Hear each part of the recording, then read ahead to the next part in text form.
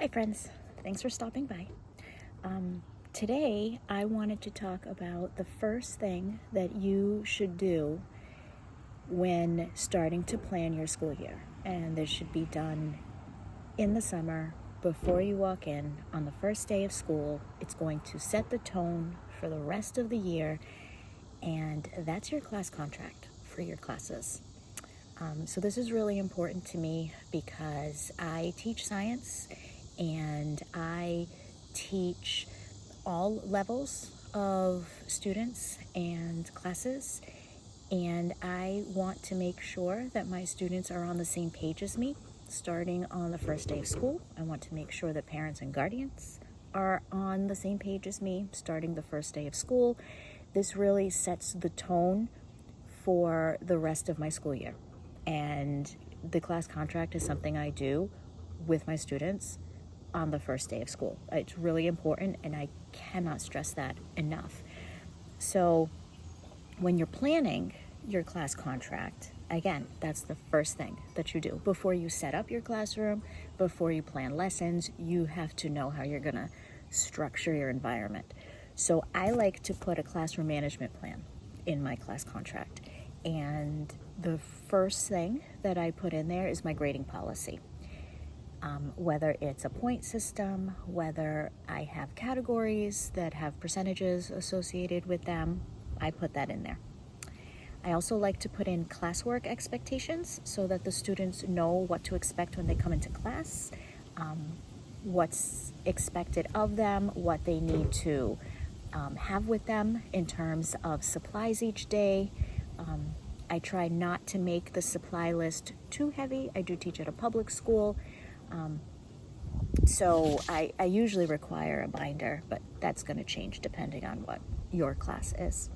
I also tell the students that if they cannot get their hands on a particular material, to let me know off to the side, and I will help them out, and I'll probably just go and buy one for them.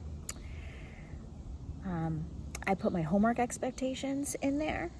Homework is not something that's super popular across our student body. I'm not sure it's popular across any student body, but it's kind of a necessary evil. And so I put my expectations in there of how much time they can expect to be working on homework, and usually the time frame that they have to get it done.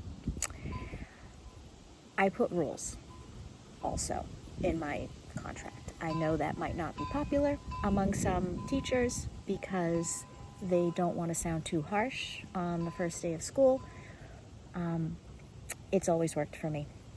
Setting the rules of the room on the first day of school gives students the idea that you're in charge and you have a certain plan for how the school year is going to go, and they have to abide by that plan because you're the adult and the authority figure in the room.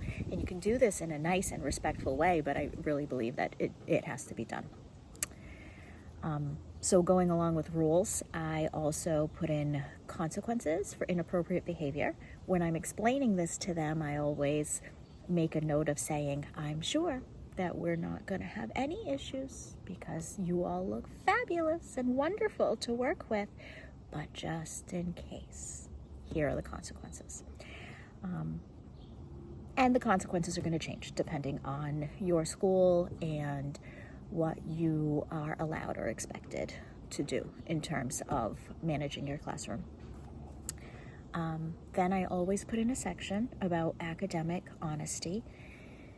With the internet and with ChatGPT, it just becomes really difficult, or more difficult, I should say, to catch work that is written by someone else that students are trying to pass off as their own. And so I always put in a section about academic honesty, and I'm really clear about what academic honesty looks like and what academic dishonesty looks like. And I specifically mention copying from Google, ChatGPT, copying off of friends' work, working together with friends and splitting the work and only doing 50% of it, that's still academic dishonesty. So I'm really clear when I explain that to them of what's expected. I also like to put in a section called Commit to Succeed, where it's kind of just like a little motivational section, like, hey, I'm here to help you. I know you can do it. I'm here along the way.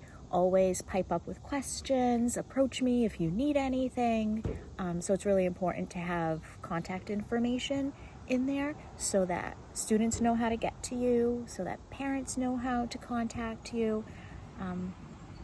And I think that kind of softens up some of the other more authoritative pieces that you have explained to them in the contract.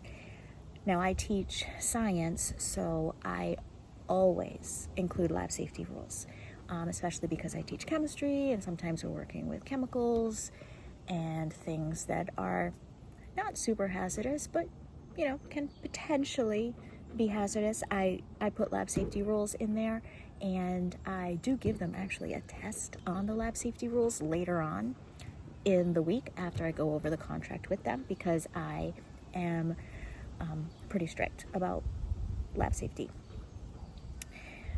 And that's pretty much what I include in my contract. Now, I also attach a couple of things to the contract that I think are super important. One is a student questionnaire that they fill out, just a few questions, but it has information that you need to know that pertains to how you are going to assign work or run your room through the year. So for me, that is usually if they have internet access, if they have smartphone access, if they have, that's my dog, if they have allergies, things that I need to know that helps me throughout the year. The second thing that I add, and the last thing that I add to the contract, is a signature page for the student to sign and parents to sign. And I also leave a space for parents to put in their phone and email. And while we have a learning management system in the school where we can look up parent information, it's only based on the information that parents provide on the students' emergency cards that they hand in at the beginning of the year. And if a parent forgets to put their phone or email on that emergency card, it never makes it into our computer system. And so I like to put that on my contract as a backup.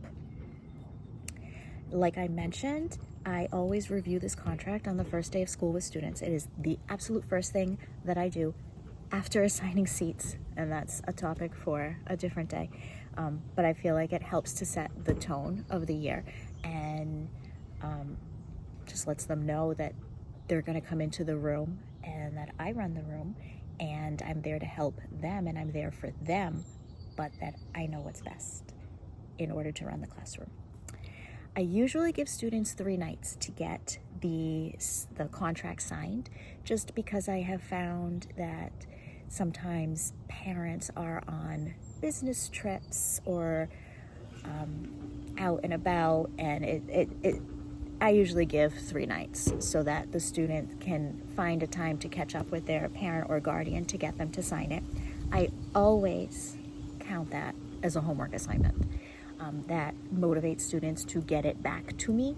Sometimes I will tell them that they cannot do the first lab of the year if I do not have the contract back, because the lab safety rules are in there. That helps too. But I always give points, homework points, for returning it. I like to keep the contracts on file for the rest of the year in a really accessible place for 2 reasons.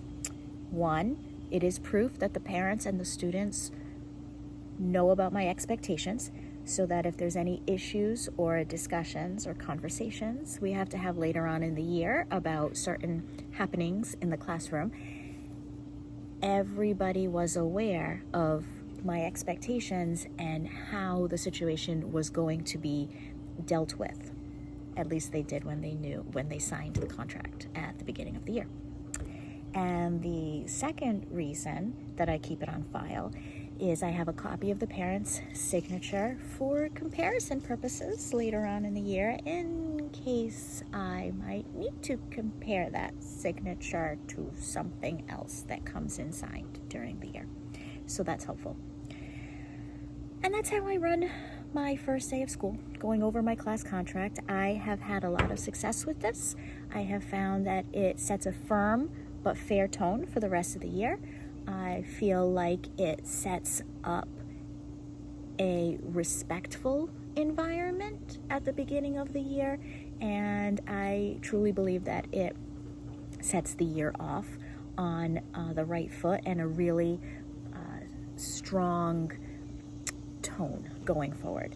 So if you're interested in making a class contract but you're not really sure where to start or what you might want in it, I have included a link in the description of a class contract that I've created and that I use myself, and it's editable for you if you'd like to take a look at that. So that link is in the description below. I wish you lots of luck on the first day of school, and come back soon to chat for more ways to survive high school as a science teacher. Bye now.